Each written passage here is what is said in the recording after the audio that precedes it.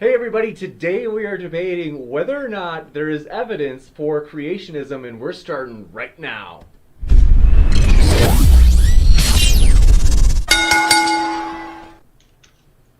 Hey everybody, thrilled to have you here. Oh man, it seems like it's been a long time already. I'm like just wishing to get back to this, and I am stoked for tonight's special debate as we have two experienced debaters. Both of these guys have debated a lot, not just on Modern Day Debate, but also on other channels and other places. So today is going to be especially epic.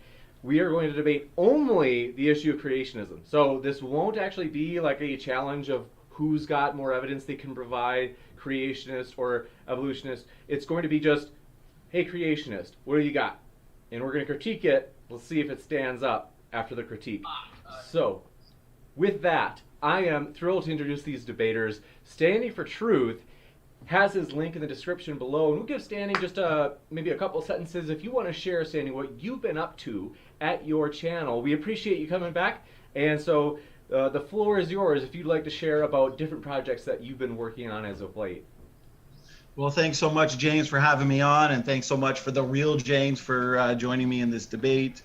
The usual on my channel, I got a few series going on that people seem to be enjoying. Hosting some debates of my own. For example, I had Ken Hovind on last week with another couple planned in the next month or so. So if you guys like discussions, debates, just I guess random videos on creation, evolution, and the Bible, please subscribe to my channel. I think there's a lot of fun to come. Thanks, James. Thank you. Thrilled to have you.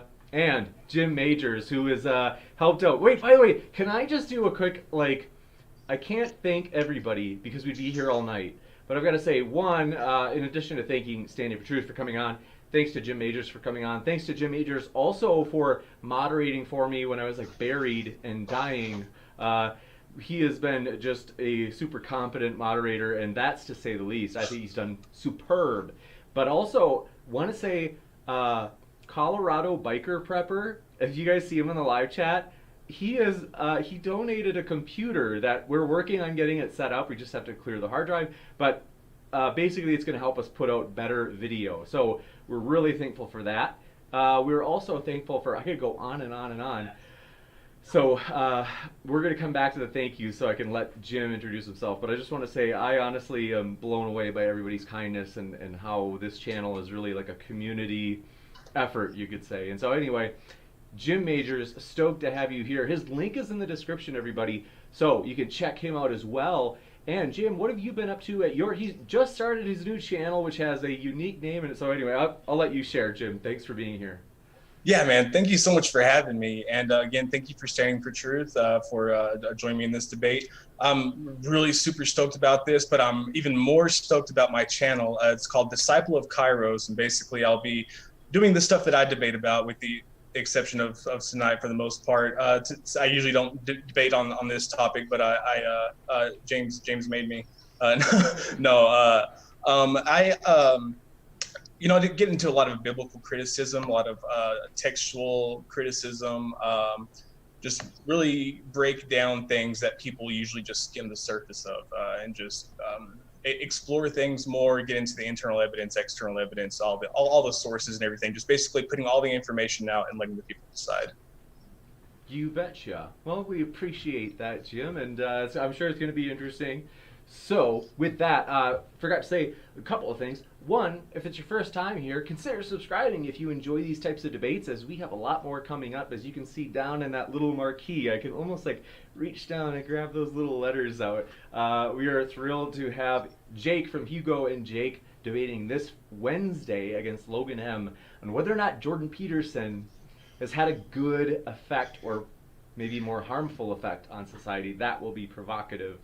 And more than that. So if you have a question during this debate, just feel free to put an @ModernDayDebate in the live chat, and then let us know which debater, or if you want, you can say it's for both debaters, your question is for. We will compile them into a list and ask them during the question and answer session.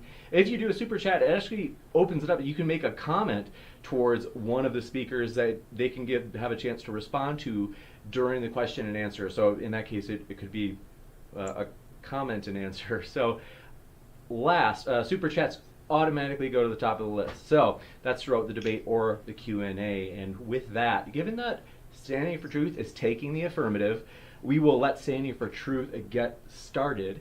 And with that, this is going to be a kind of a hybrid style of debate. So I'll just quick go over the format just so people have an idea. That scared me for a second. Okay, he's just switching over to his PowerPoint. So I thought, I was like, oh no, we lost the picture. So I will let everybody know that we will have 8-minute openings. So this is going to be kind of a lightning type round style. Then 4-minute rebuttals. Then 20 minutes of open discussion or civil discourse. And then we're going to have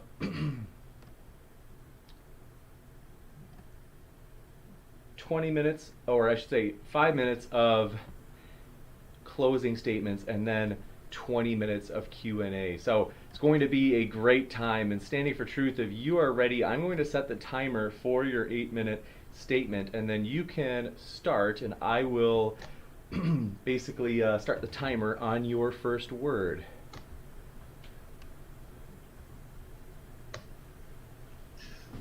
All righty, just getting your faces out of the way. Just 1 second here. How's that? You can see everything okay there, James? Definitely. Awesome. Okay. So thanks so much. Is there evidence for biblical creation? Let's get this going. So the Bible is the history book of the universe. Starting with this as an assumption, we can test the Bible to scientific discoveries and see how well this fits. The Bible tells us clearly that Adam is the father of all people. We read in Genesis 2:7, and the Lord God formed man of the dust of the ground and breathed into his nostrils the breath of life, and man became a living soul. We see no evolutionary history of mankind here. There is not even a hint at fish to fisherman evolution in this verse. According to the Bible, we were made perfect and in the image of God. You mean this isn't grandpa? Put a dress on your monkey and take her to the prom, guys. For those suffering from science denialism, if you think you're so vastly similar to an ape, do us all a favor and go find yourself a chimpanzee, dress her up nicely, put some makeup on her, and take her to the prom. See the looks you get and watch what people say about your hot date. A light bulb may finally go off in your head when you quickly realize that she's not so similar to you after all. Now, it's a direct prediction from the Bible and from a literal interpretation of Genesis that we are not related to apes, that we are actually specially created in the image of God, and that's actually what we see genetically.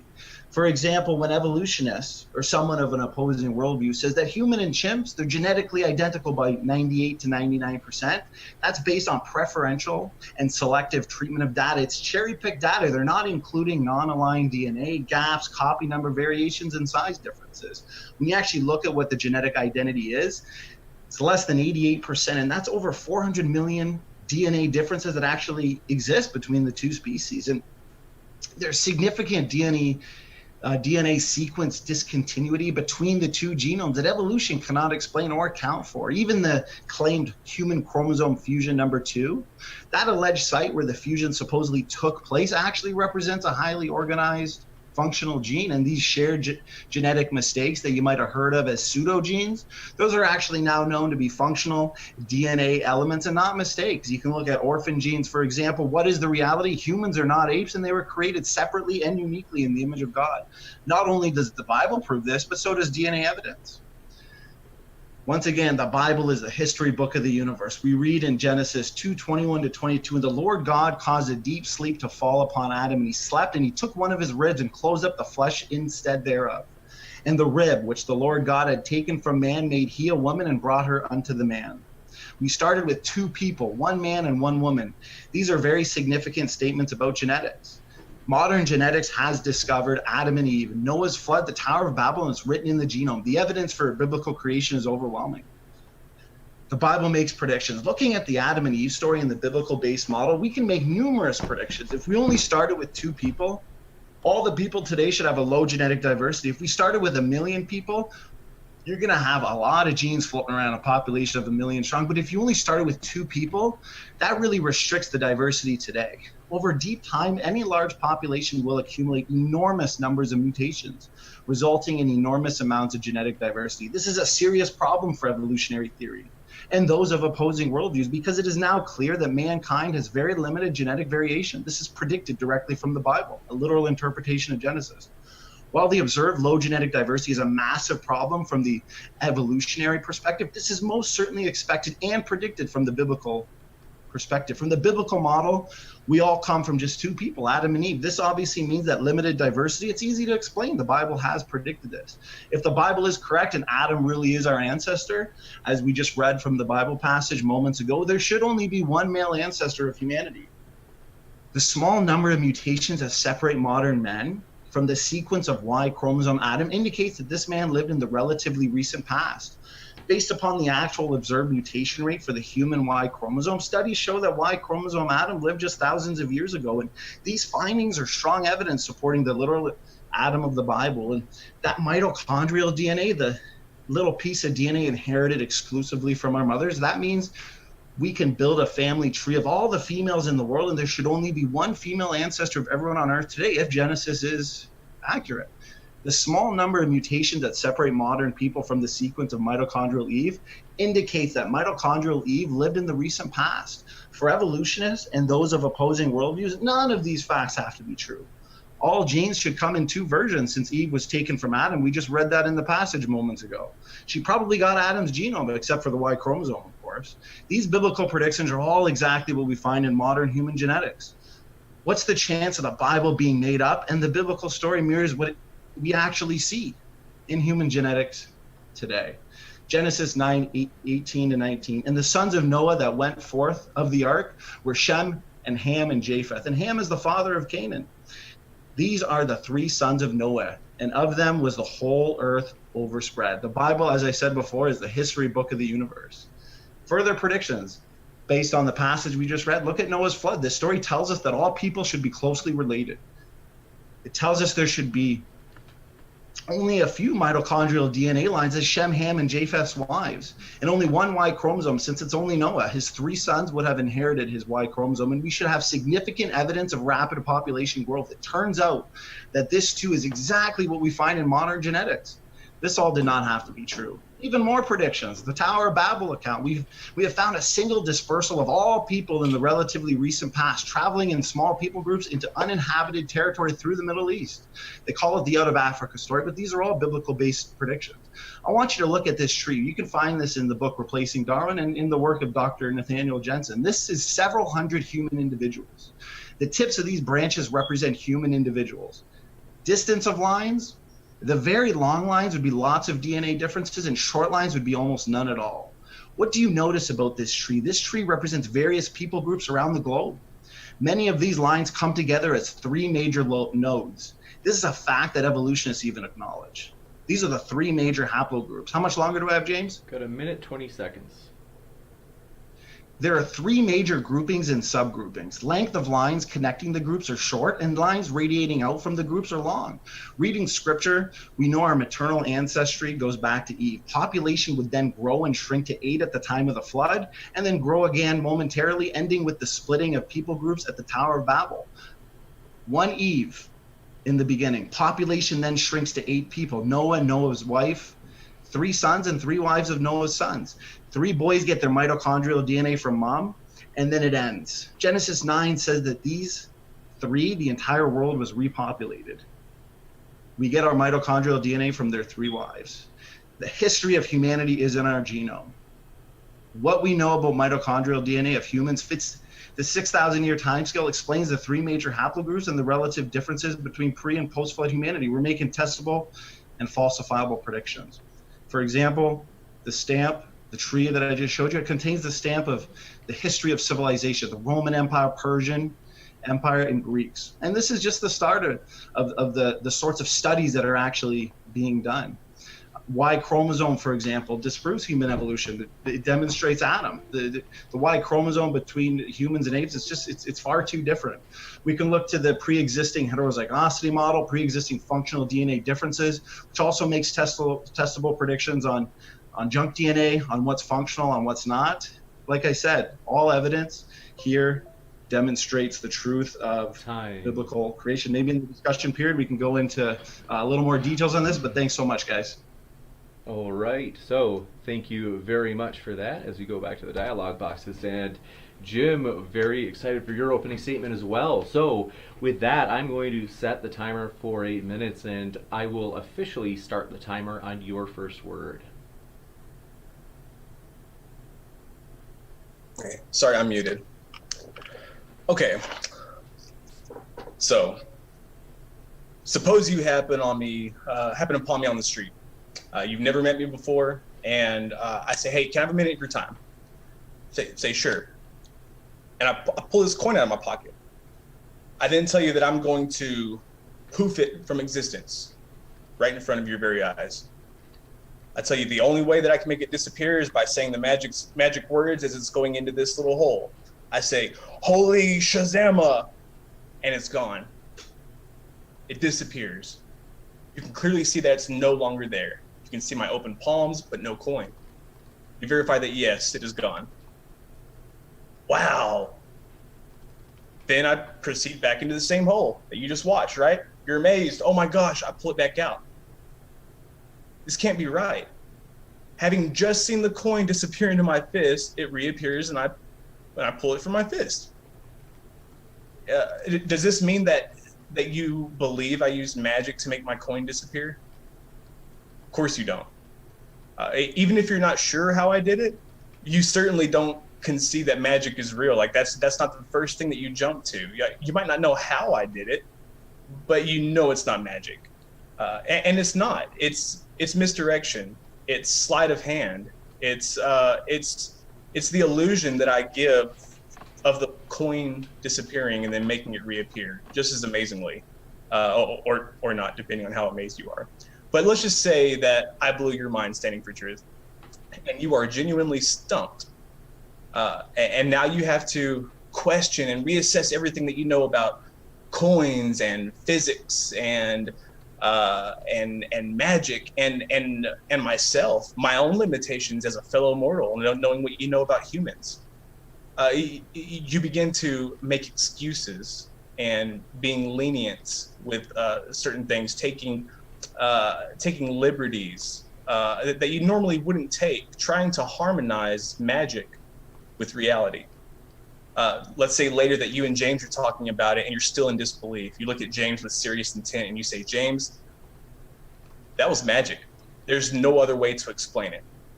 And knowing James, I think I know him pretty well. He'd say, no way, man. Like, look, I don't know how he did that dank coin trick, but I'm pretty sure that we could eventually come to understand how he did it.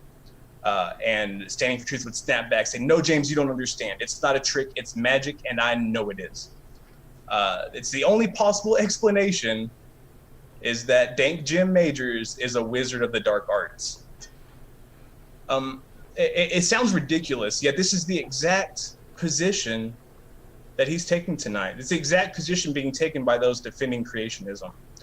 Standing for Truth and other creationists abuse the results and the efforts of modern science by attempting to use that science to prove that the universe was designed by an intelligent designer, specifically his intelligent designer.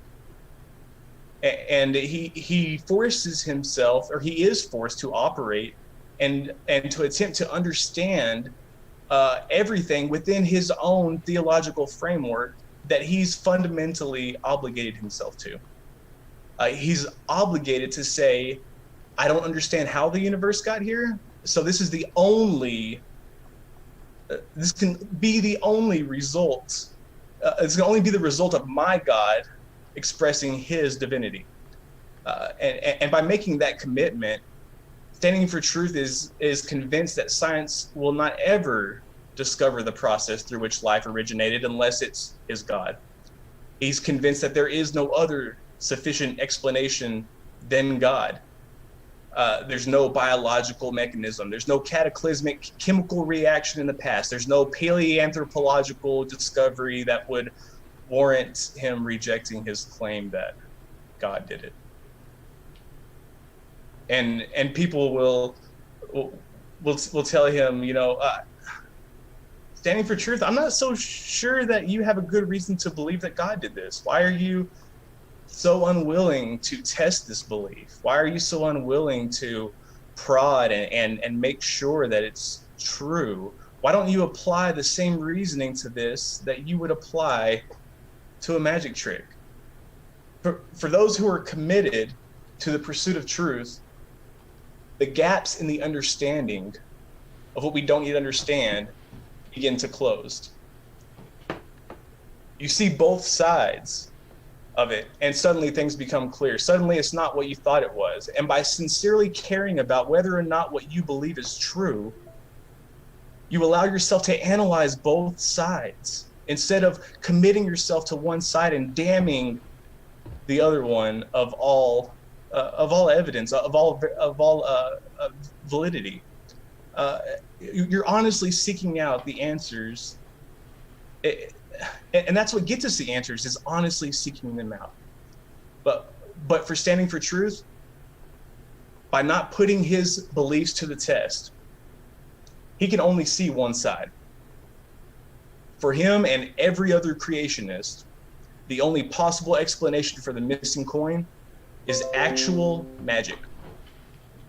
And as you heard, standing for truth, he made an attempt at intellectually misleading everyone. You see, many people think that he made a very good argument for creationism. He's confident, he's rehearsed, he has a pleasant voice, and he doesn't really say anything that seems to contradict, prima facie. He really seems to know what he's talking about. But what evidence did he give for his God creating this universe? He didn't. He didn't give any, and he won't, because he can't. He will continue to engage in this intellectual misdirection, this intellectual sleight of hand. He has no testable hypotheses for the claim of creation, nor is he interested in proving it in a scientific manner. It's always the aim to first prove the existence of God, and everything else comes second, including evidence. And to say that God created the universe is not a scientific theory, nor is the proposition a framework that you can argue from. No, because the science that you use to make your arguments are a result of men and women before us refusing to be guided by theological presupposition, but by a desire to know what is true. He mentioned the. I only have 30 seconds left. I'm going to go ahead and save the rest of my time for later. You bet. You bet. Thanks so much. Totally appreciate that opening statement as well. So with that, we will now go to the rebuttals. And as mentioned, this is kind of like a lightning pace. So take a deep breath. It's going to get pretty crazy. We have 4-minute rebuttals, and standing for truth, I've got the clock set. I will start it on your first word.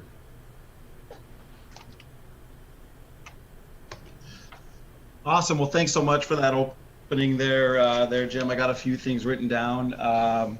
He talked about how it's magic, talked a little bit about analyzing both sides, talked about science. Well, science means to know. How do we know? We test, we observe, we retest, we demonstrate, we investigate, and everything we see, as I've shown in my opening presentation, lines up perfectly with a biblical-based model. And the biblical-based model, taking a literal interpretation of Genesis, what does it predict? I've already shown you a number of predictions there based on low genetic diversity, one Y chromosome ancestor, one mitochondrial DNA ancestor, the 3 major haplogroups, mitochondrial DNA haplogroups that point us right back to Noah's 3 sons and their lives. These all make testable, falsifiable predictions. I mean, we also predict death, degeneration, and extinction after the fall, of course. We would predict that we're going down and not up. We would predict, of course, based on our model of pre-existing heterozygosity, many changes would be seen, and they're due to mutation and natural selection, but they'd be based on adaptive degeneration. And that's actually exactly what we see: death, degeneration, and extinction. I mean, if you think of it this way, we've got a genome of 3 billion letters. If you take out one letter or change one letter randomly, are you going to have a huge fitness effect? Of course not. It's going to have a tiny fitness effect. And in fact, it's like rust on a car. I've said this many times before. It's like one single spelling mistake in a book the size of an encyclopedia. You can't see each spelling mistake. You can't see each rust event, but it's continuous and destructive. And Genesis records a time when people had extremely long lives, and that fits perfectly with what we know about genetics and genome degeneration. I mean, we're accumulating these low impact deleterious mutations. Take that back to a time of least genetic entropy. There's a time of creation, a time of perfection as recorded in the Bible. I mean, it brings me to think about Michael Behe in his new book, Darwin Devolves. He puts it perfectly. Darwinian evolution proceeds mainly by damaging or breaking genes, which counterintuitively sometimes help survival. In other words, the mechanism is powerfully devolutionary. It promotes the rapid loss of genetic information. Laboratory experiments, field research, and theoretical studies all forcefully indicate that as a result, random mutation and natural selection make evolution self-limiting. Darwin's mechanism works chiefly by squandering genetic information for short-term gain. Everything we see in this universe in genetics points us right back to biblical-based creation. So I'm using science. I'm looking at both sides, and you know what? You're not going to take your fish to fisherman by losing information. And everything we know about the change that we see based on mutations, natural selection, acting upon random variation, it fits perfectly from the starting point of a biblical-based assumption. And he talks a lot about magic and predictions, but what about abiogenesis? I mean, there's no evidence whatsoever of non-living chemicals evolving into life, into your first cell, and the genetic code in general is proof positive that if you think that all came about from, say, nothing or natural processes, well, at the end of the day, you're believing in magic yourself. That's why I always say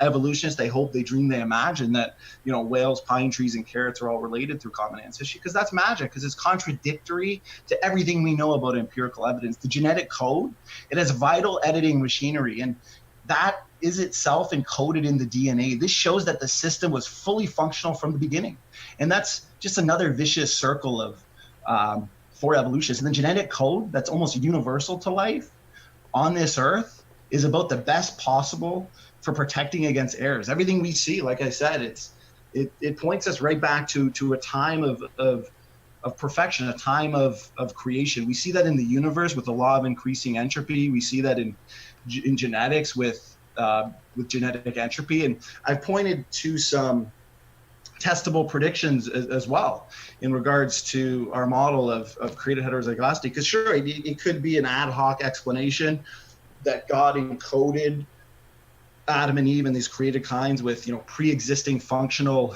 DNA differences. But if I just ask you the question, did God intend his command, be fruitful and multiply, to be by cloning? And the answer to that is an obvious no. And what you've done here, okay. Thanks, James.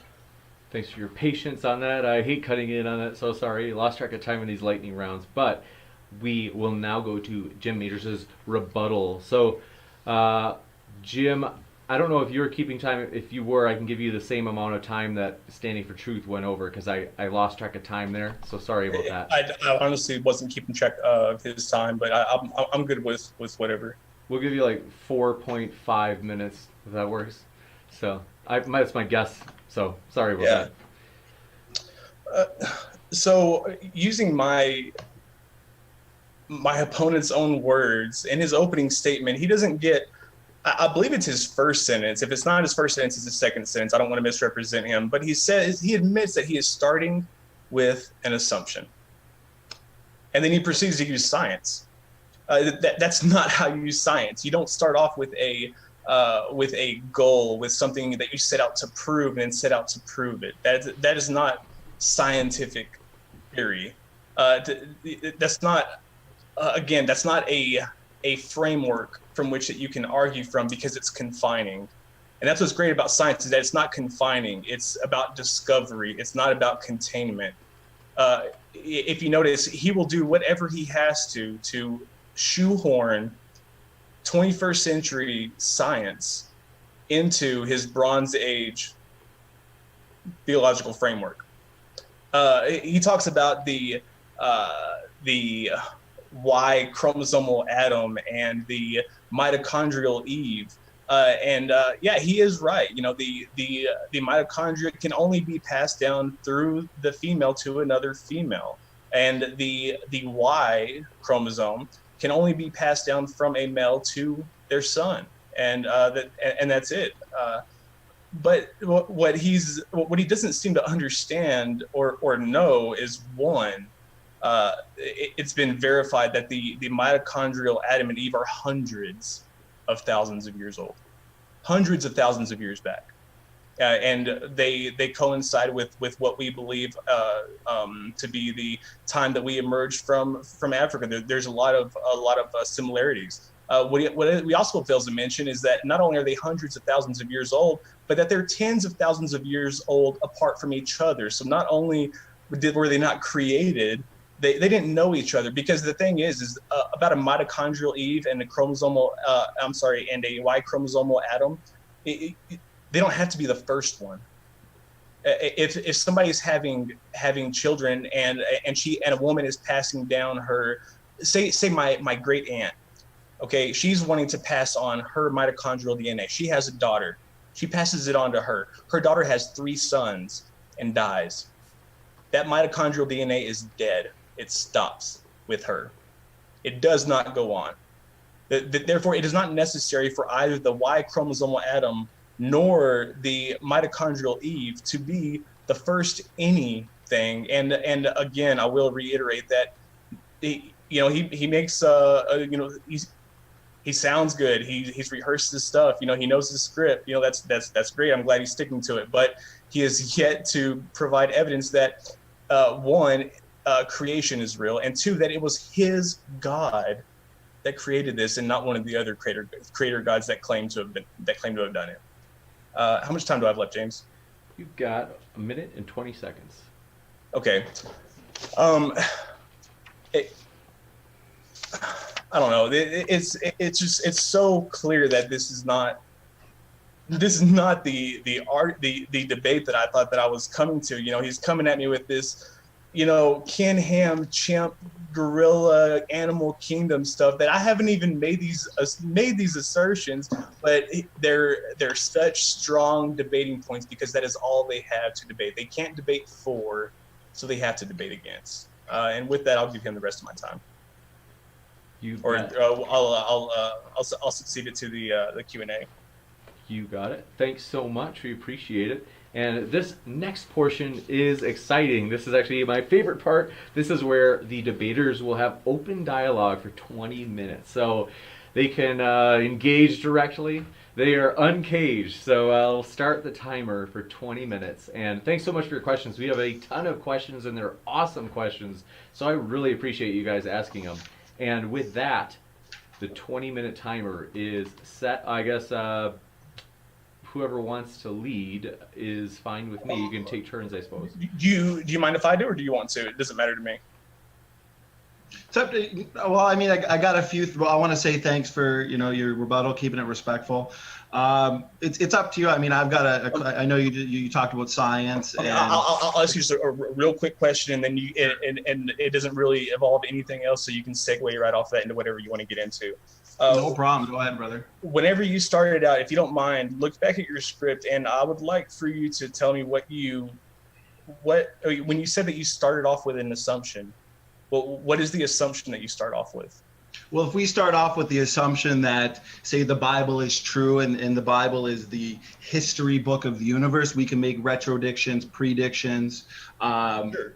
Testable predictions actually is what I'm making here as well. So if those are confirmed and those are consistent, say in regards to at least retrodictions, then that's pretty significant proof that, the Genesis story as found in the Bible should be taken literally. In a lot of your other religious books, you're not going to be able to make these accurate retrodictions and predictions. So if I started with the assumption that Genesis is true, but then I couldn't make accurate retrodictions, accurate predictions, that are falsifiable, well, then that's a very good sign that. What predictions can you make? Well, for example, we can make predictions based on the fact that Adam and Eve were created with pre-existing functional DNA differences. So it would be ad hoc if that didn't make any testable predictions. But of course, we would say that we'd expect those DNA differences that are encoded into Adam and Eve, into the created kinds, would be functional. Versus, say, that's what we'd expect, but that's not prediction. What you're doing is you're describing it here. You're giving it body. Just say that we didn't know. All right, say that we have all the knowledge that we do about mitochondrial DNA and everything else that you've talked about. What future predictions can you make? Well, for example, that is a future prediction, because I've talked to many evolutionists. They'll admit that, max functionality of the genome is maybe 20%, probably more like 10%. But what we actually now know is that at least 80% of, the non-coding DNA, we know that that's transcribed in RNA, which suggests function, and the trajectory of discovery favors genome-wide functionality, not just 20% like evolution. Well, where in the Bible? That is a prediction. That's a testable prediction, my man. Like, okay, how much? What I'm saying is who is predicting this? Because it's not the Bible. The Bible doesn't predict anything about DNA.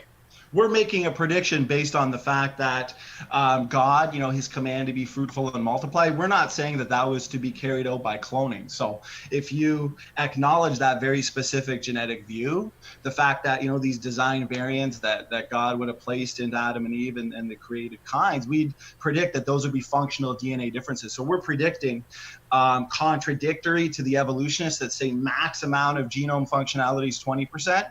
We're saying that the vast majority of DNA is functional. We're actually seeing that right now, because contradictory to the evolutionary view, the non-coding DNA, it actually functions much like a computer, and it's but regulatory functions. Yeah, go ahead. But my point is that your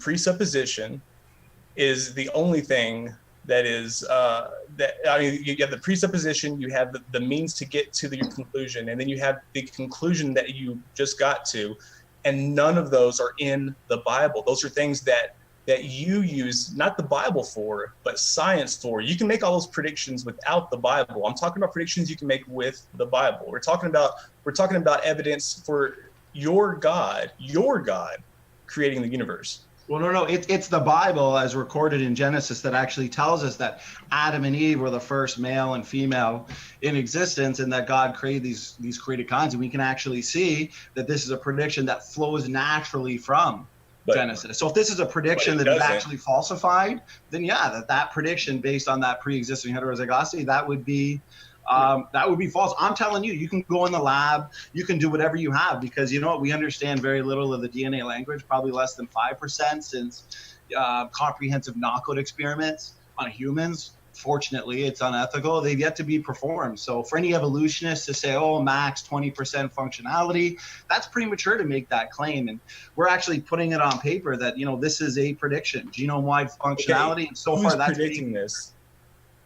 Well, intelligent design advocates have always predicted that. For example, these pseudogenes are now known to be DNA functional elements.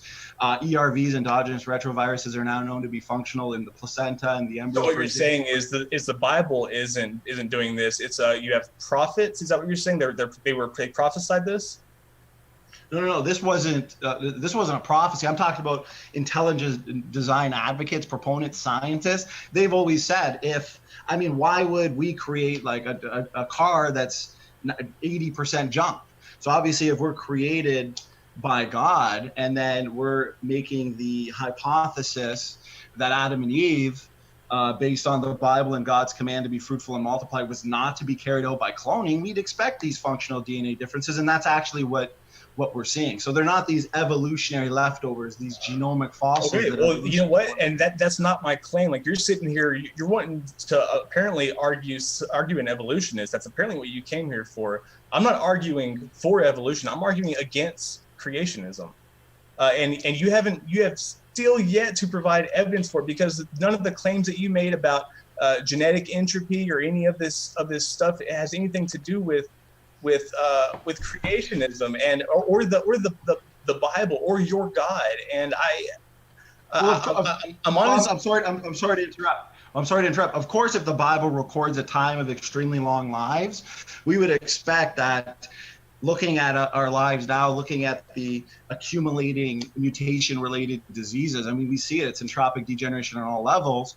And we actually see that these low-impact deleterious mutations are degenerating us. And we see that Genesis records a time of increased longevity. That's a direct prediction from Genesis. I mean, how else do you explain that? No, it's not. Because first of all, the people who Genesis is writing about, it isn't even proposed to be, it's not even written around the time these people were proposed to have lived. So there's that.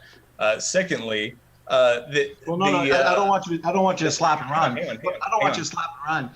The Bible clearly records the ages, and then we see a significant drop off. It's a decay curve, the exact same decay curve we see based on this accumulating damage by low impact deleterious mutation. I mean, you can deny science all you want.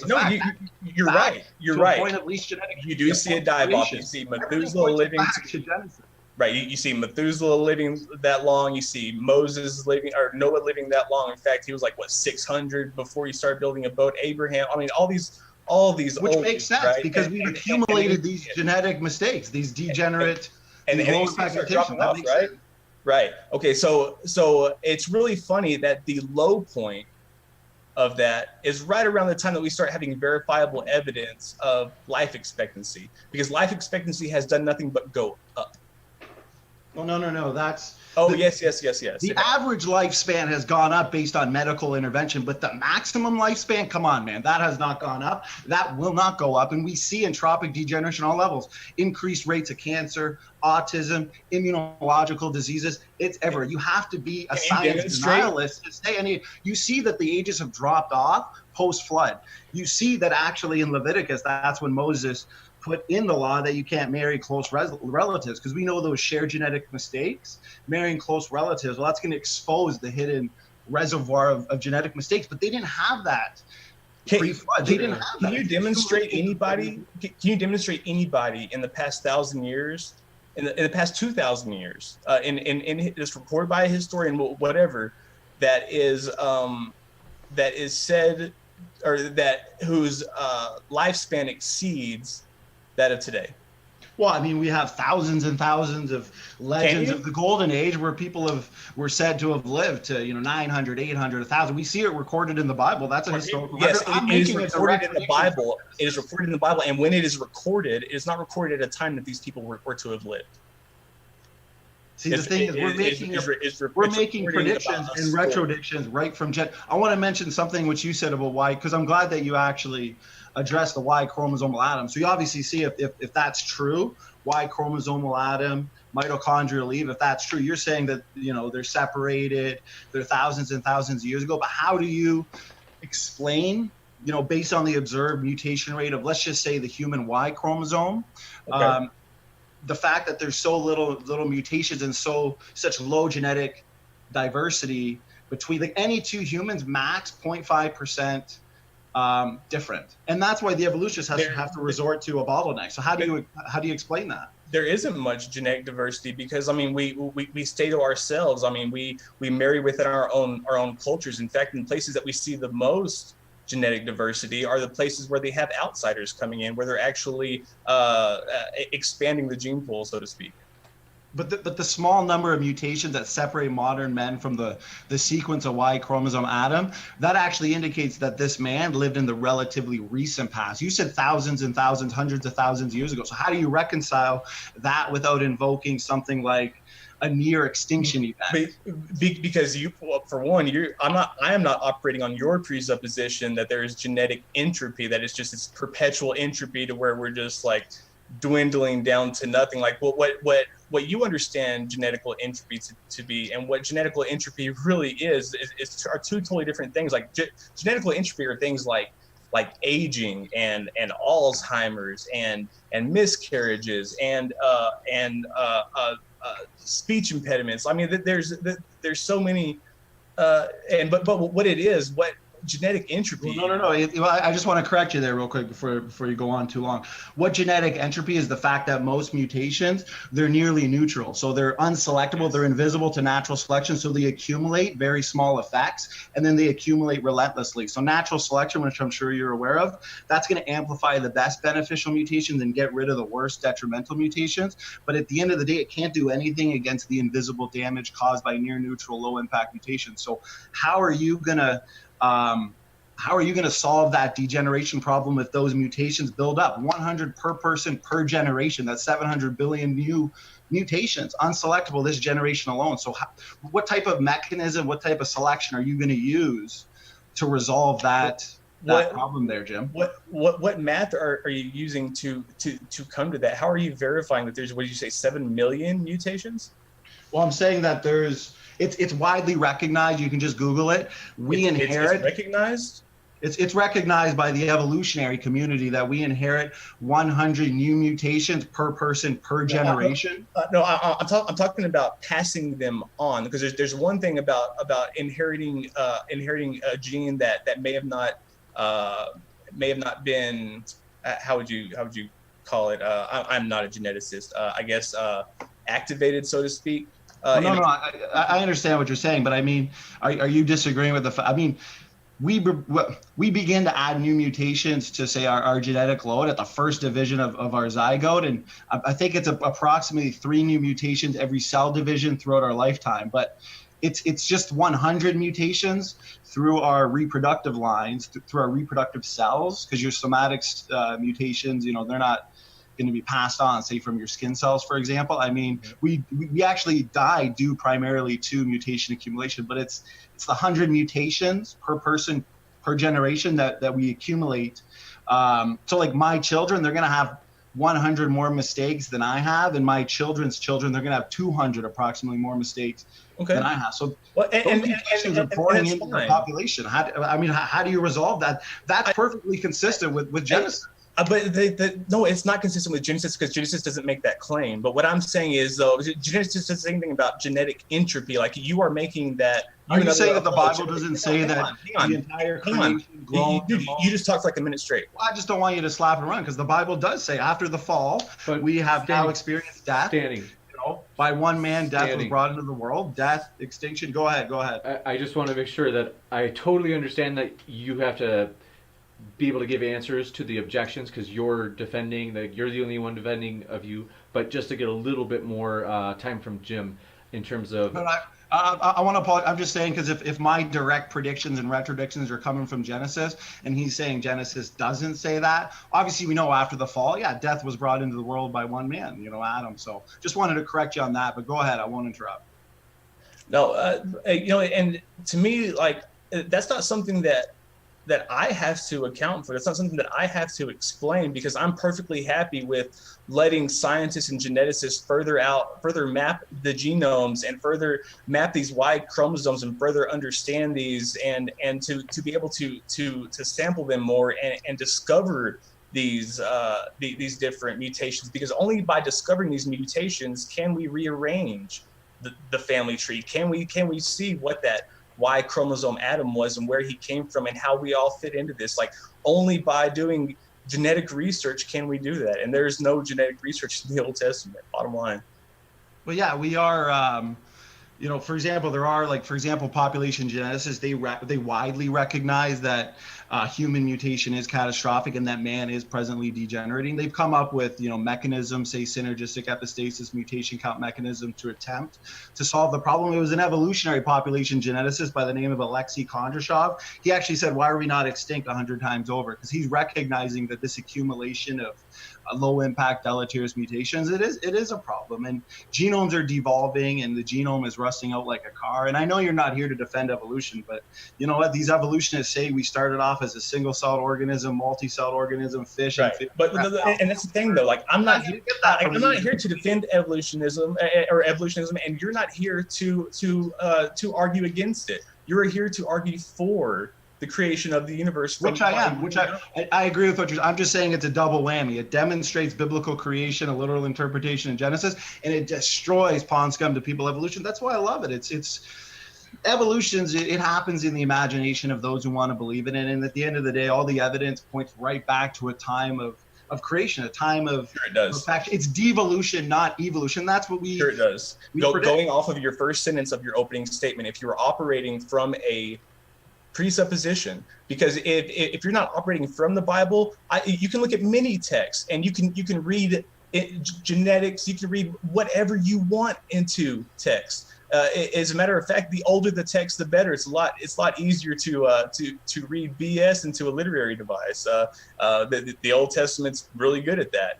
Okay, well, you can make it seem whatever you want, and that's why there are young Earth creationists. That's why there are old Earth creationists. That's why nobody can make their mind up, because people read into it what they want to read into it. Okay, let me ask you a question then. Okay, so at least you agree, you think, obviously you've said that it was written afterwards and all this, but at least we agree the Bible does record a time when people had extremely long lives. Okay, so let's stay there. Now, if there were initially, say, no mutation, let's say theoretically, hypothetically, just kind of work with me. Let's just say there were initially no mutations. Wouldn't you expect, Jim, just be honest with yourself, be honest with the evidence, wouldn't you expect the maximal human age to be much longer? Doesn't that just make logical sense, just hypothetically? No, it doesn't. Oh, okay. So if we die primarily due to mutation accumulation, we see there's entropic degeneration on all levels. Thousands and thousands of new mutations, related diseases are added to the database every year. Obviously, if you take that back to a point of least genetic entropy, that makes complete sense. And the Bible report, I mean, but if you're just going to say no to that, then there's nothing more than I can say in regards to that. But if you actually look at the Bible, but there's not, because I have no frame of reference. Like you're asking me to just presume that these people really were this old, when all evidence that we have from all of written history, like, we know that people don't live to be that old. As a matter of fact, it's pretty common knowledge that the farther you go back, the shorter people's lives were. Well, actually, for one, I've already said there's thousands of legends of the Golden Age, okay? I'm sorry, was that legends? Everything you see in the fossil record, everything was bigger. Everything, I mean, look at the megalodon shark. It was massive. Look at kangaroos were huge, dinosaurs. Everything just points to the fact that we are living in a fallen, degenerate world. Look at life around us. Look at it. The thing is, if you actually look at, let's say when the lifespan of early, biblical characters and their ages are compared in the Bible, since I'm defending the Bible data, even if you don't agree with it, it clearly reveals, you can actually plot a graph with all the ages and the decline. It does reveal an exponential. And that curve can only be described as biological. I don't know any other way. No, it can't. No, look, entropy is natural. It is natural. I mean, one day our sun is going to implode. One day our sun is going to implode upon itself. At one point, this Earth couldn't survive because it was too hot, and one day it won't be able to survive because it's too cold. And if you're taking the Genesis account literally, I mean, how did plants survive without water when when plants were here the day before water? How did they grow? I mean, we could go into that petty stuff. Okay, well, if you want to, okay, so you were talking about testable and falsifiable predictions. So I've given you a few based on genetics. If you want to go into, say, for example, say the flood. Okay, so if we're going to look at all the layers, the fossil record, I mean, we can even make testable predictions based on the global flood that's actually been confirmed. Can we touch on the example that I made? What's the example you made? Rephrase it. Rephrase it. Are you talking about plants on? We're at. Are you saying at 20? What's that, James? Actually, time. So we've hit the 20-minute mark. If you guys want to keep talking more, like, we can. Otherwise, we'll go into closings. Well, I want time for the Q&A as well. What's the next conclusion? That's fine. We'll just go in the Q&A. Or is it a concluding statement? Still have a concluding statement period from each of you for 5 minutes. I was just asking if you wanted to go longer on the discussion, because I know that it's like, I hate stopping it, but I understand that if you guys are ready for the closings, we can go to that too. No, that's all right. You got it. We can go ahead and go into the closings. I think I can wrap mine into it. All right. We will have Standing for Truth. Given that he had started, we'll have him start the closings, and then Jim will have the last word in the closings. So, Standing for Truth, I will set the timer for 5 minutes, and I will officially start it when you start speaking. Awesome. Well, thanks so much, James. You know what? At the beginning of my presentation, I put forth testable hypotheses on, the three major haplogroups: mitochondrial DNA, low genetic diversity, for example. The evolutionary community, they resort to, a bottleneck of a near extinction event of 10,000 people to explain the low genetic diversity. It's rescue device after rescue device, but the retrodictions and predictions flow perfectly. They flow beautifully from a literal interpretation of Genesis. And we can even look at the flood. That's kind of what I wanted to go in there. We stuck to genetics, time flew by, that's awesome. But there's plenty of evidence that the earth was once underwater. We see marine fossils on mountains and in landlocked areas far from the sea. Actually, no one's disputing that. And some of these sedimentary rock layers, they actually extend, and Jim might be aware of this, they extend over entire continents or even farther. And the deposition of those layers, they had to have been catastrophic. And we actually looked to a model called catastrophic plate tectonics, which makes testable predictions. That's what I was about to go in there. But these catastrophic episodes from the deposition that we see, it was necessary, or else there wouldn't have been much fossilization. I mean, we see fossils, animals giving birth, fish being eaten. Everything we see in the fossil records suggests sudden and rapid burial. This is just more evidence outside of genetics that confirms a biblical-based model. The debate is there evidence for creation, biblical creation? There's a ton of evidence: geology, astronomy, genetics. I'm making testable predictions. All the observations we see in fossils and geology, they're in accord with the flood of Noah, covering the entire earth just a few thousands of years ago. And the existence of fossils, as I'm talking about here, is proof that it happened quickly, because environmental factors prevent that organism from forming. But if it's covered by sediment and then protected, the fossilization process can start. And we've seen rapidly formed sedimentary layers and canyons at Mount St. Helens, a real-time example. And that's just small scale catastrophe. Imagine the global flood. The scope and scale of the energy produced by the flood is recorded in Genesis. I mean, so many retrodictions and predictions based off Genesis. It's amazing. It's astounding. Think about it. The fountains of the great deep break open as recorded in Genesis. Earth is fractured like an eggshell. The continents are moving vertically, horizontally. Tsunamis drive floodwaters onto the continents. Rain is unending. Geologic catastrophes. And continents are moving at rapid paces through the floodwaters. So according to the catastrophic plate tectonics model that we put forth, the pre-flood ocean crust, it's dragged down into the mantle core. That's called subduction process. This is what I was going to go into with Jim here. The cold ocean crust should still be cold, of course, since this occurred only thousands of years ago, even though it has descended into the deep, hot mantle. And believe it or not, and astoundingly, seismic data from NASA has actually revealed enormous slabs of cool rock under North America, and down in the core itself, which should be warm, is confirmation of flood geology. And I can go on and on and on about evidence in genetics, in geology, in flood geology. There's even been rapid magnetic reversals observed, confirmation of the flood. I mean, the contorted rocks we see, they indicate fast folding of soft sediments. And the plate tectonics I'm talking about, the catastrophic plate tectonics, slow and gradual uniformitarian processes can't explain what we actually see. All the geologic evidence suggests rapid plate tectonics. And the global flood with the vast and unique consequences can easily explain coal, oil, and it doesn't have to be due to millions of years. In fact, they can be formed in months. How much time do I have there, James? We've only got 47 seconds left.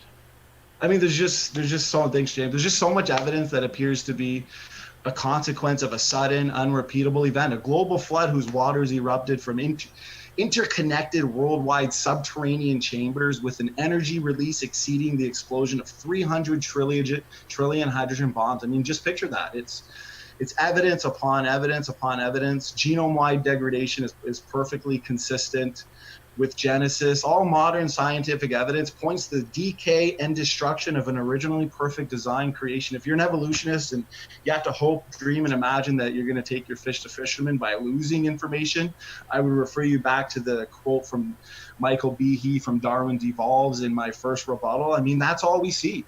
Death, degeneration, and destruction, all expected and predicted after the fall of man, after the fall of Adam. So thanks so much. I'd love to see Jim, come to Jesus. Salvation's easy by faith alone. Seems like a good guy, nice guy. We've had a good conversation. 20 minutes flew by. Great debate, actually. Thanks for inviting me there, James. You got it. Thanks so much for that closing. And now we will jump over to Jim. So, Jim, I've got the timer set for 5 minutes, and I will start on your first words. Thank you, Standing for Truth, for those kind words. I appreciate that. I appreciate your amiability during this debate. I'll just touch on what I was going to touch on. I mean, I could start anywhere, but since we're talking about creation, I mean, he's got to be aware that one, there are two different creation stories matched into one in Genesis. There's two different sources. You've got Genesis 1 that starts off calling God Elohim in the very first freaking verse, and then you have Genesis 2, and it's using the Yahweh, and it's and there's conflicting accounts as well, if the land was filled with plants and trees on day 3, then how did they survive if the sun wasn't created until day 4? That doesn't make sense, especially, I mean, if he takes it literally, then he means a literal 6-day creation. And I'm not sure that he's aware what that implies. Did God just make an old earth, an earth with the appearance of looking old? Was it nice and shiny when Adam and Eve got here, and then they just jacked it all up? Like, just I don't know what happened there. But it's I mean, if plants did exist before the sun, for one, and you're on the 1,000-year per day or whatever time scale, I don't know if you know what happens when there's no sun, but it gets pretty cold. I'd feel safe saying it's probably gets pretty close to like absolute zero. And as far as the claim about the age of the people, I mean, there's been no skeleton that we've gotten from Ethiopia, from Europe, from anywhere in Africa. As a matter of fact, it wasn't until about 30,000 years ago that people started living past the age 30. And it's verifiable. We can go back 100,000 years plus. I feel comfortable saying 150,000 years. And seeing it go back that far, much farther than I'm sure that my interlocutor believes that the Earth actually is, and I mean it's just a really, really ridiculous claim. And that with that, I'll put the rest of the time towards the Q&A. Thank you again. You got it. Thank you so much. And we have a lot of excellent questions, so we will try to fly through these as much as we can, and we also only have 20 minutes, and so I'm really sorry with that, but just to respect the debaters' time, we're going to... you're not hurting my feelings any if you want to go far longer. You bet. I think that Standing for Truth has a date tonight, and so I don't want to take time away from that. I just made that up. I don't know what it is, but I do know that Standing for Truth mentioned before. That yeah, I know it's not a date. Come on. I have no friends. My own wife doesn't want to hang out with me. No, I'm just kidding. No, I think the 15 to 20 minutes we agreed on, roughly questions. If it goes a little bit longer, that's fine. Okay, cool. Cool. As long as it's okay with you, James. Yeah, that's okay if we go like maybe whatever you guys are both okay with, but I also want to, I know that you guys are polite, so you might How about until the questions start sucking? That's funny. All right, we'll start up. So thanks so much for everybody's questions. Great questions. The Holy Spackle, thanks for your super chat. We'll go through the super chats first. They said, can you give your shave with a straight razor? I think that's for Jim. Yes, I can. I do shave with a straight razor. Wow, impressive. Ronald Ndonka, thanks for your super chat. He asks, for James, modern day debate, do you believe God used evolution in his creation? That's a great question. I'll try to be quick.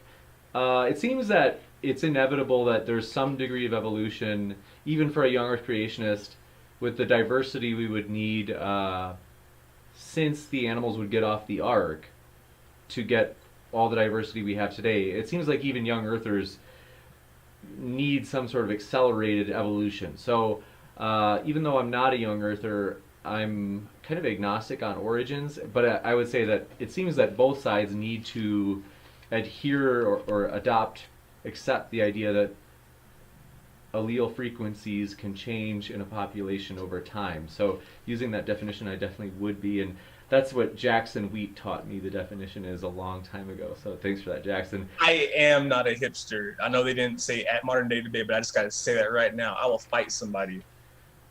Did someone say you're a hipster? Oh. Yeah, no, I'm a real farmer. Okay, I'm not a wannabe farmer. You've got the most hipster glasses I've ever seen, though. Okay, so next one. Thanks so much for that. Ted in Philosophy, thanks for your super chat. He said, standing, will you debate Aaron? So I think he's referring to Aaron Ra, your rival. Aaron Ra, my rival. Yeah, of course. I've been stating that I would debate him for a while now. I know even the Film Freeze had an outstanding debate challenge to him.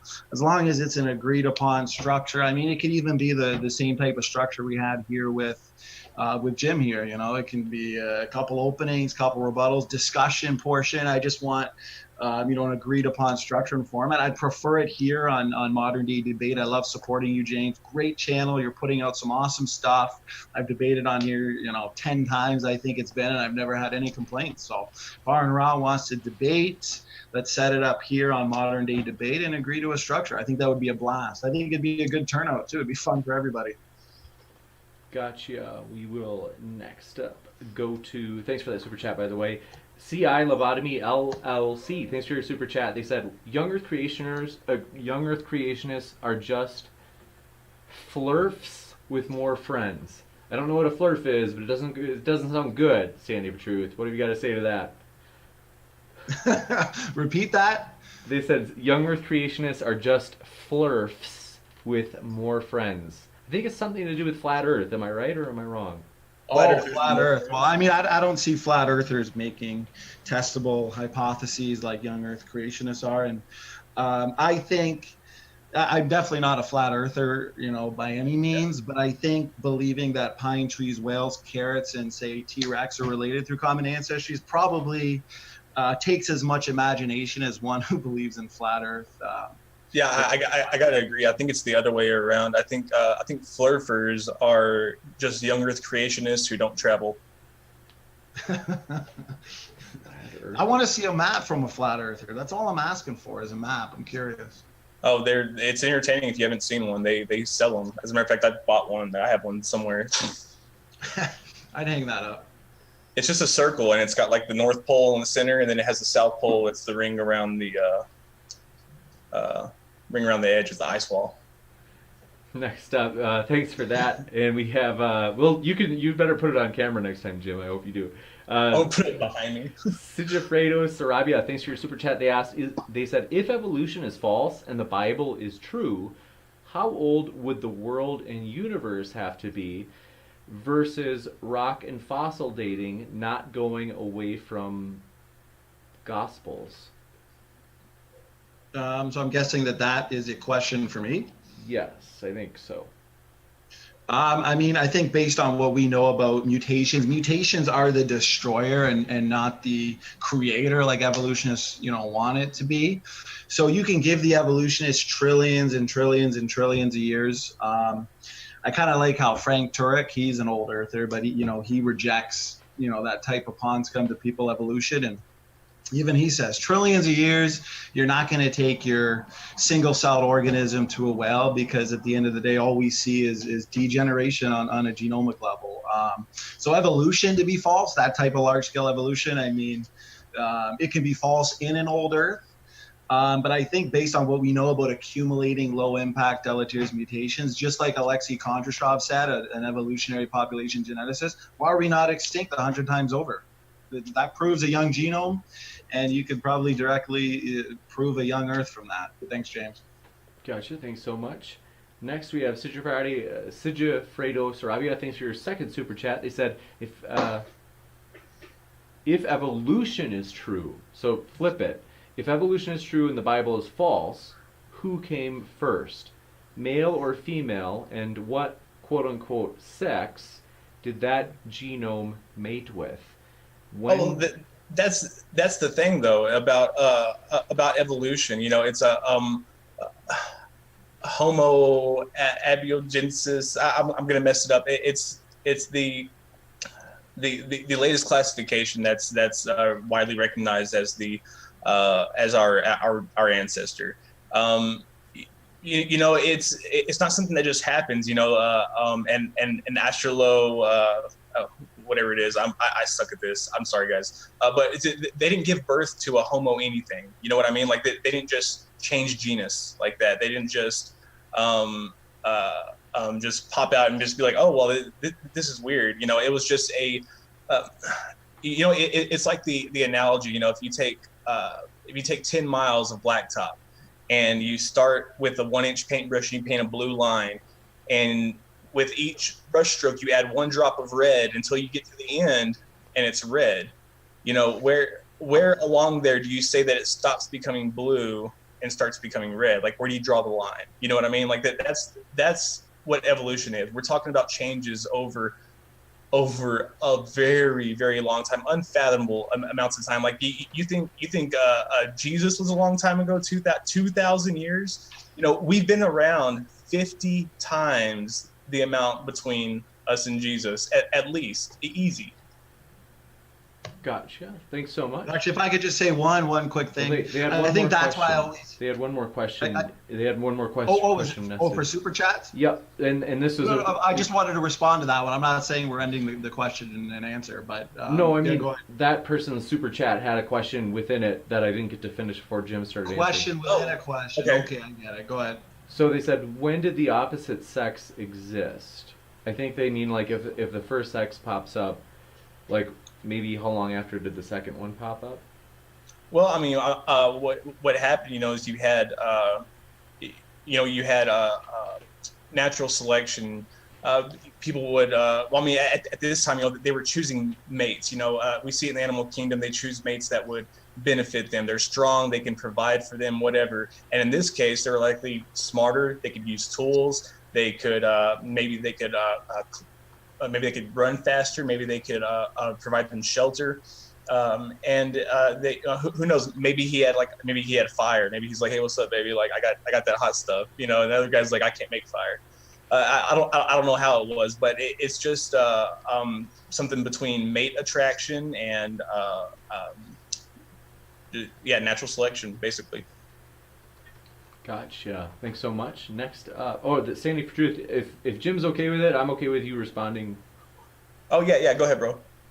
Yeah, just real quick. I think just based on his response, and I appreciate the response. I just, that's why I always say, time is the hero of the story for the evolutionists. Time is the god of the science fiction based religion known as, pond scum to people evolution, because they imagine that all these small scale variations, they're actually, eventually going to add up to make something we don't observe. So it's not observable. It's not repeatable. Like, for example, if I told you that Mary Poppins could fly quickly through the air with her umbrella, you'd say that's a fairy tale, of course. But if I told you Mary Poppins could fly slowly through the air with her umbrella, you'd say that's not a fairy tale. I mean, they're both fairy tales. I mean, you can have as much time as you want. It's not going to take your fish. Just real quick, you know that you can't observe macroevolution in real time because it takes so long. We're talking about exactly time. Like is your god.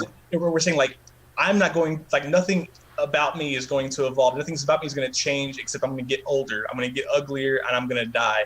But there's nothing about me that's going to evolve in the sense that we know that it is. But my ancestors, my children's children, my children's children, somewhere along the line there will be an observable change that will be because of something that I contributed to, and they will be something different than what I am.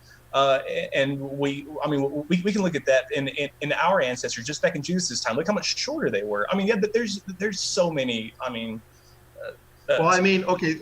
Let me just ask you then. Do you have parents? You just got a quick, no, just to get through as many questions. yeah, I do. Okay, yeah, go ahead. We could probably go on forever. I hate to cut you off. Sorry about that. Next up, thanks so much for that. And Ronald Midnaka, thanks for your super chat. He said, standing, how do you explain these evolution-believing Christians? Francis Collins, Tim Keller, John Walton, and N.T. Wright, among many others. Heresy. They're heretics. I meant to say it was for standing because I said it was for Jim. Yeah, Okay. I was answering for him. Okay, can you repeat that, James? I thought it was for Jim. Oh, sorry about that. I totally, like a Freudian slip or something. I don't. Ronald Madonka, thanks for your super chat. He asked, how do you explain these evolution-believing Christians, such as Francis Collins, Tim Keller, John Walton, and N.T. Wright, among many others?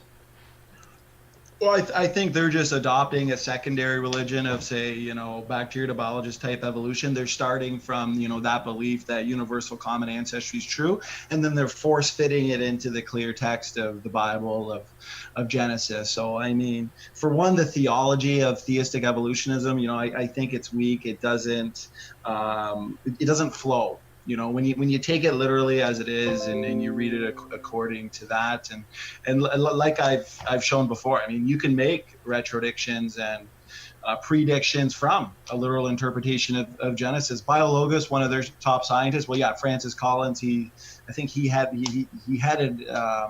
Biologos and the ENCODE project. But you can watch a debate between Dr. Nathaniel Jensen and one of their top scientists, Dr. Dennis Venema. So they go at it for 4 hours. If you really want to come to a good conclusion and watch that debate objectively, I'd certainly recommend it. Thanks, James. Gotcha. Thank you. I appreciate it. Next, we have another one from Brian G. Thanks for your super chat, Brian. He says, how do you account for the scientist, Dr. Mary Schweitzer, who is a Christian, who totally repudiates young Earth creationism?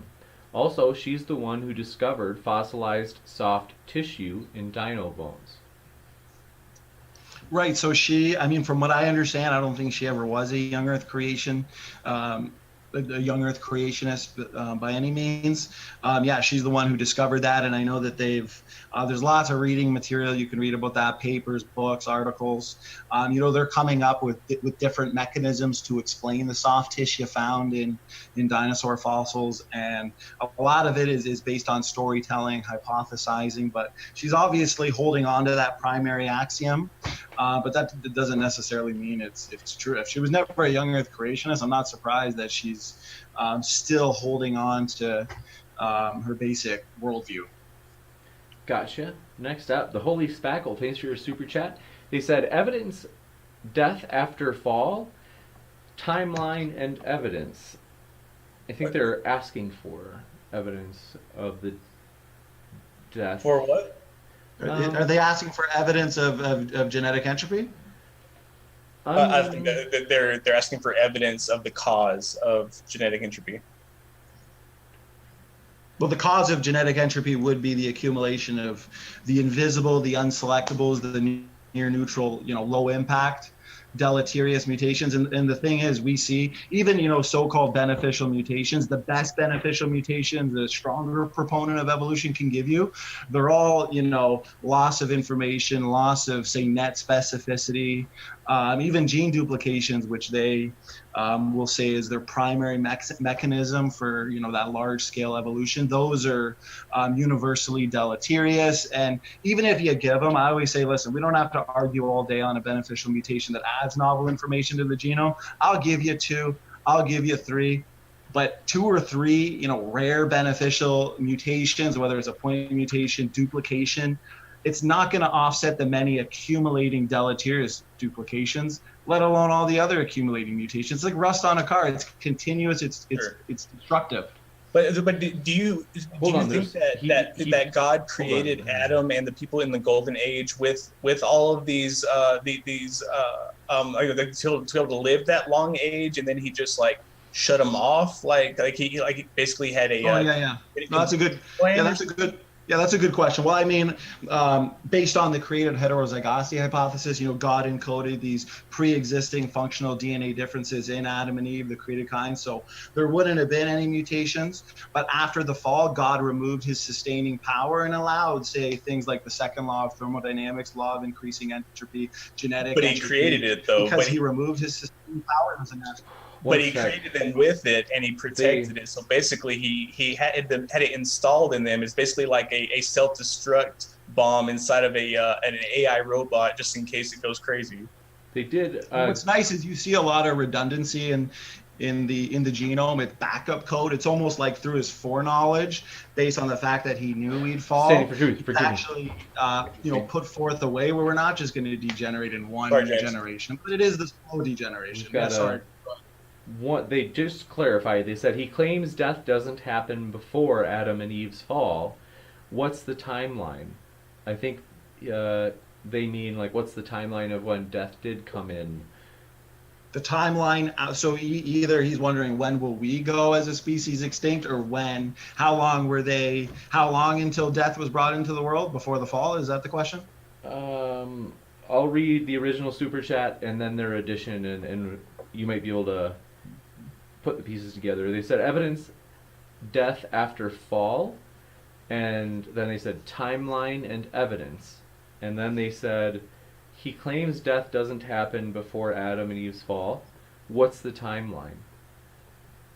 So, well, we know we can see that there's death in the universe. We can see that Genesis, if we take Genesis literally, and then we build our model from that, we can see that it records a time where people live to extremely long lives, a time before death, when they're in the garden. So I can't point you historically or observably. I mean, that's the past. We'll have to watch it on a big screen when we die and go to heaven. But as far as today, I mean, we see entropic degeneration on all levels. I think logically you can take that back to a point of least entropy, and that's why at the end of the day our hope is in Christ, because there's nothing fun, there's nothing good or exciting about genetic entropy. There's nothing funny about the increased rates in Alzheimer's, dementia, asthma, autoimmune diseases, horrible cancers. What is it, 1 in 3 now? Immunological diseases. Nothing fun. That's why our hope is in Christ. And you know what? Genetic entropy, it points us to Christ, and it points us to the necessity of a Savior. We're in a dying world, and we need Jesus to save us from that. Gotcha. Thanks so much. Then we have Sigifredo Sarabia. He said, if there was no death before Adam, how do you explain mammoths of 10,000 years with structures at similar dates? How did things not die if it's necessary?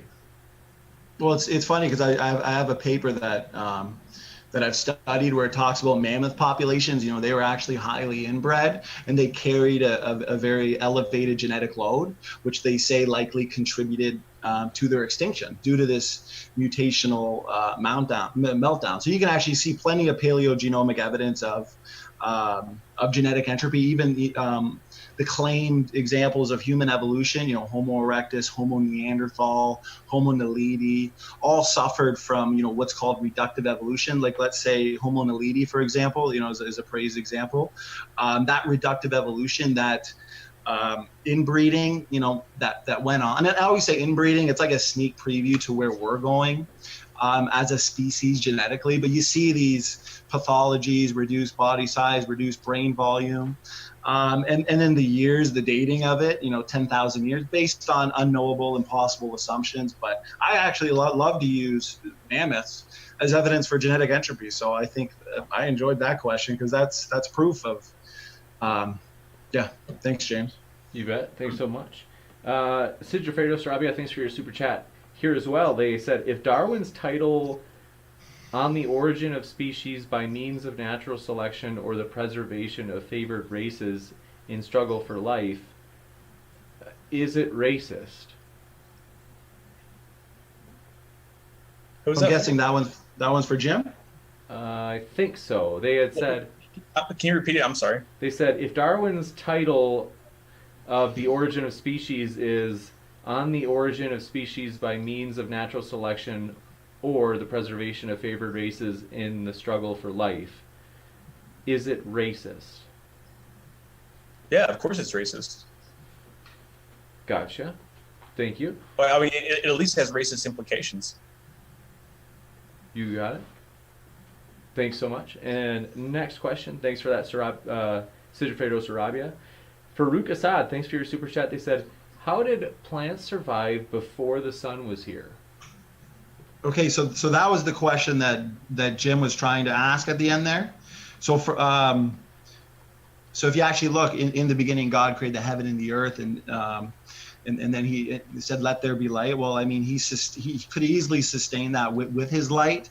And the thing is, the sun creating on another day makes sense because a lot of religions, a lot of cultures, ancient civilizations, they worship the sun. So the way that it's laid out in Genesis is actually perfect because it shows us that we shouldn't be worshiping the sun, and that's why he sustained life, plants, whatever with his light. And we can actually see that the sun and the moon are removed in the new heaven and the new earth, and we're once again sustained by his light. So I think that's a pretty, I think plants, I don't think they even, I'm not an expert at it, but I don't think they need the sun. Their seeds grow under the ground away from the sunlight.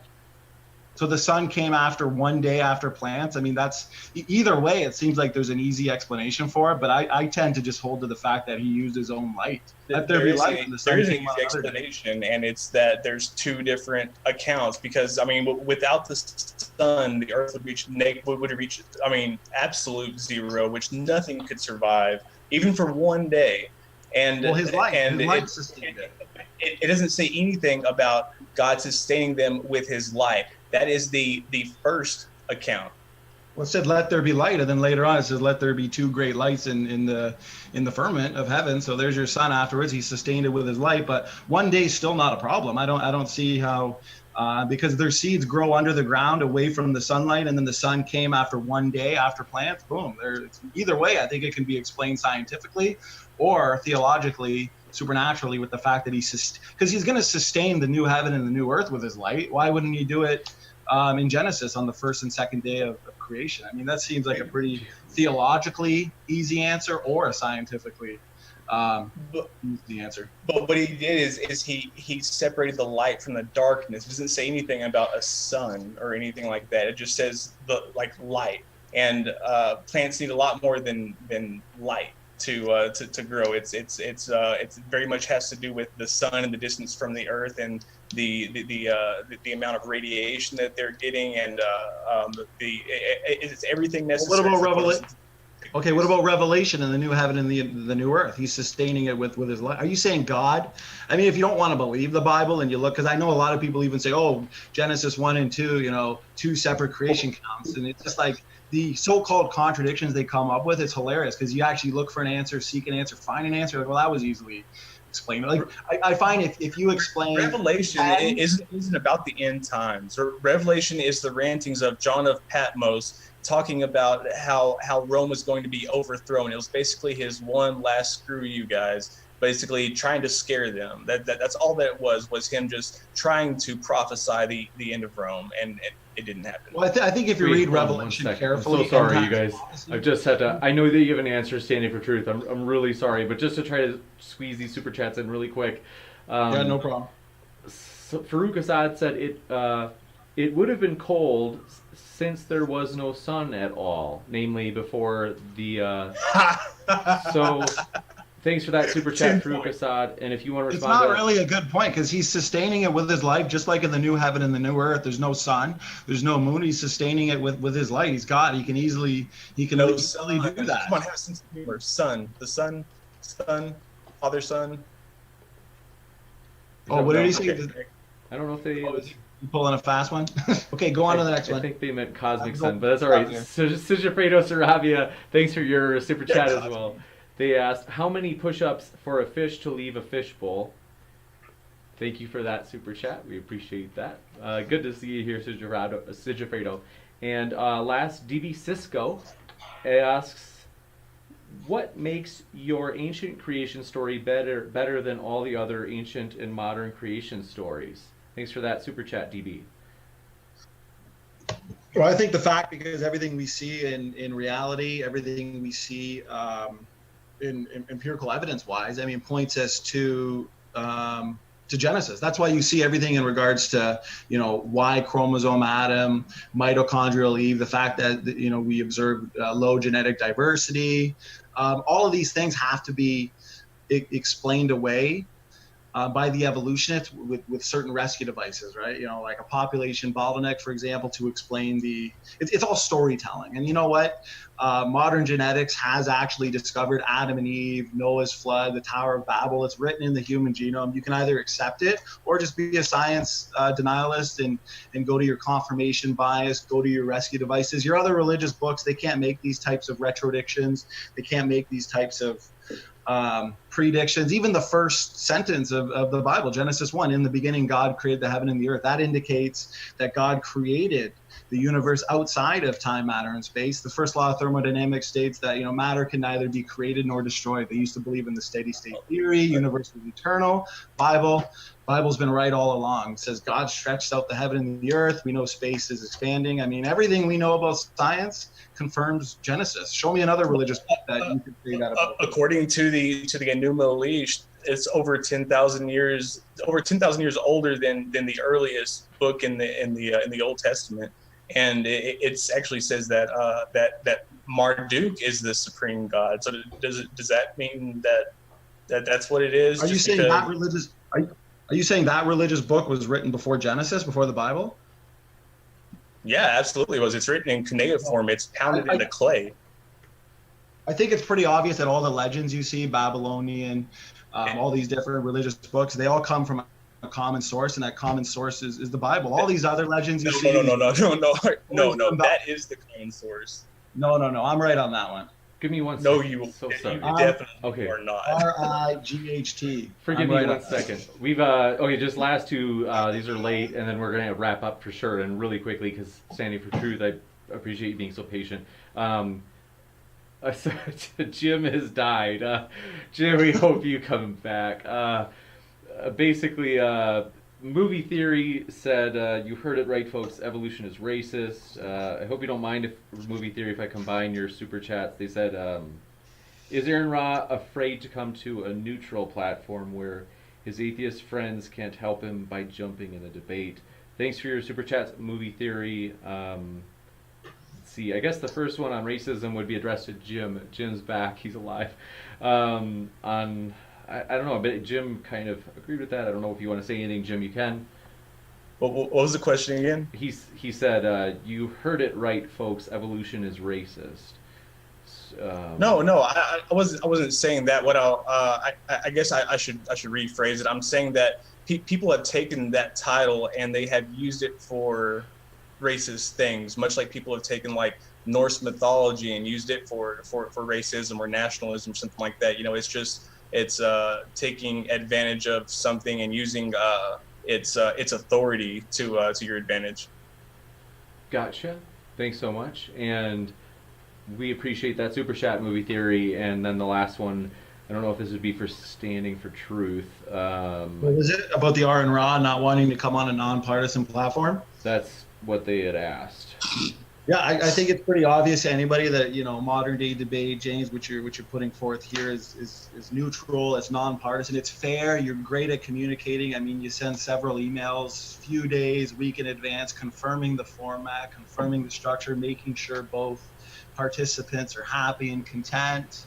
Aaron Ra, I think a lot of these atheists that like to maybe go on non sequitur and it's kind of a free for all. Maybe they are hesitant to come onto a nonpartisan platform like yours, but I would certainly welcome them, and I think they would enjoy it. So if Aaron Ra wants to debate here, I think that would be fun. And I said it before, let's get her going. So thanks, James. You got it. Let's see. This is like really quick. We just had 3 super chats. Okay, please. I'm so sorry, everybody. if anybody wants to host an after show, by the way, I will plug it. I will put the Yes, link. please. If Somebody please host one. Okay, so whether you're an atheist, Christian, we don't doesn't matter to us. If you want to host an after show, that's fine with us, and we will put the link in the description and announce it on the channel. So let me know if anybody does want to do that, because that might be a chance where I can even send you the questions, because I just want to respect Standing for Truth, because like I do know, he's got a family, and so it's kind of like I feel terrible like keeping him. Really quick, if you're okay with me just reading these really quick. Brian Stevens said evolution can be wrong and God doesn't have to exist. If you want to give like a 25-second response to that, Standing, if you're okay with that. Sorry, brother. Can you repeat that real quick, James? Brian Stevens said evolution can be wrong and God doesn't have to exist. Well, I love when people say that, like, oh, hey, you're arguing against evolution, and that doesn't prove creation. It's like, well, what's the alternative, for example? And the thing is, if evolution isn't true, but yet everything we see, say everything that I presented in the beginning, as in regards to the three major mitochondrial DNA haplogroups, we're even making direct. 8 minutes didn't give me a whole lot of time to present everything, but we're even making direct predictions on absolute mitochondrial DNA differences, and it's actually consistent with a 6,000 year time scale. And evolutionists have over predicted the amount of DNA differences by a lot, by a landslide, and they're going to have to make testable predictions now to explain that away. And young Earth creation scientists have made successful predictions and retrodictions. So yeah, evolution's true. Okay, let's pretend or let's say evolution's not true. Let's pretend it's not true. Now let's look to the Bible. We're still going to come up with these accurate retrodictions and predictions. So either way, creation wins. Oh, I must have misspoke or something. People are chewing me up in the chat. I'm not sure what I said. But no, but the Enuma Elish is older than the Bible, and the Babylonian religion is definitely older than the Canaanite religion is older than the Israelite religion. That's where the Israelites came from. They didn't come from Egypt. They came from Canaan. Gotcha. Well, no, I would say that that's just a baseless assertion. If you actually read all the religious texts, you can see that they're embellished, and you can see that they all clearly come from a common source. For example, all the hundreds and hundreds of flood legends you get around different civilizations. Hold on 1 second. Okay, so sorry. I just want to keep on moving. Please forgive me. I know that you. One really quick. I'm sorry, Standing for Truth. Dragnoct Silvis he'd offered to do an after show, just so everybody knows. His channel will do an after show. I'm about to link his channel in the description for this video, and then if anybody else wants to do an after show today or tomorrow, just let me know. I'm really seriously sorry we didn't get to questions. We even had somebody email a question like an hour before the debate was scheduled to start, and so I'm sorry, but just to respect Standing for Truth, like his time, we were going to send the questions to Dragnoct, so if he wants to go through some of the questions, he can do that. Like, I'm seriously sorry about that, friends. Like, if you want to send them to me, I mean, if that's okay with him, I'll go over them or whatever. That's totally okay with me. I will send the questions to Jim and Dragnoct in case either of them wants to go through any of the questions. Like, I'm seriously sorry, guys. I didn't plan for it to be like that. Let's see. Really quick, I think we had one more. Two more. DB Cisco said, I agree, Genesis is nothing but stories. I guess that's for Standing. If you want to respond to that, Standing, you can, as long as it's like 25 seconds if you're okay with it. Sorry for keeping you over your time. No, yeah, you could just go through the super chats. I know they paid money to do so go ahead, read through them. Dragnoct Silvas says, explain the falsification criteria for creationism. I think that's for Standing. If you want to respond, you can. If you want to leave, I totally understand, because you already have stayed past your promised time, and I know that you did. I think I'm under the impression you promised your family that you spent time with them. Dragnoct can go out and actually test the model for himself. He can go measure the mutation rate in the Khoisan peoples.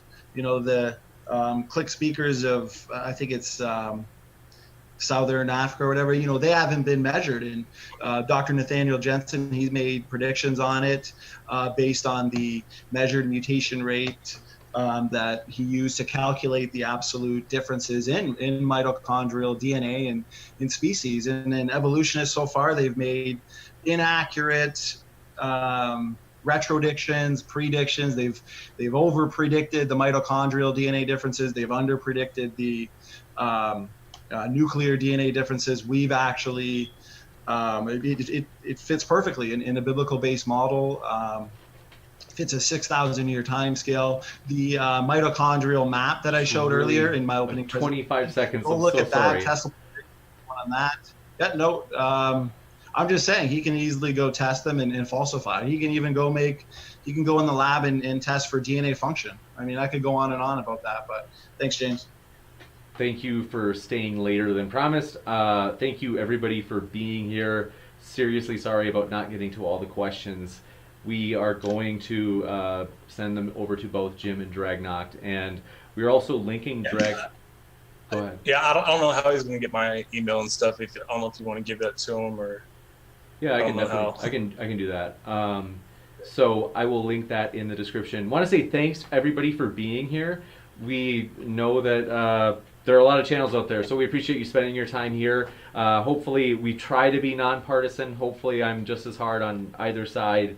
And we really appreciate you being here. Whether you're a Christian, atheist, we just want to let you know, no matter what your view is, we love that this isn't an echo chamber.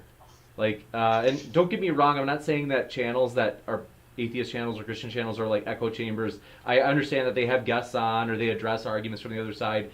But my point is just that I love that we kind of have the interaction here of Christians and atheists, like, challenging each other in live time. And so, as well as in the comments and the super chats, everything. So we appreciate that. And with that, keep us honest. Always call us out if we make a mistake. And I'm putting Dragnoct's link in the description. So thanks for that. We appreciate both the speakers as well, who are both linked in the description. So highly encourage you to check out the speakers in the description. And with that, speakers, thanks so much for being here. We totally owe you and appreciate it. Thank you, James, and thanks, Jim. It was fun. It was respectful. It was a good time. So thanks, guys. Yeah, I had a good time. We'll have to do this again. Thank you, guys. Sounds good to me. Guys, have a good night. Take care.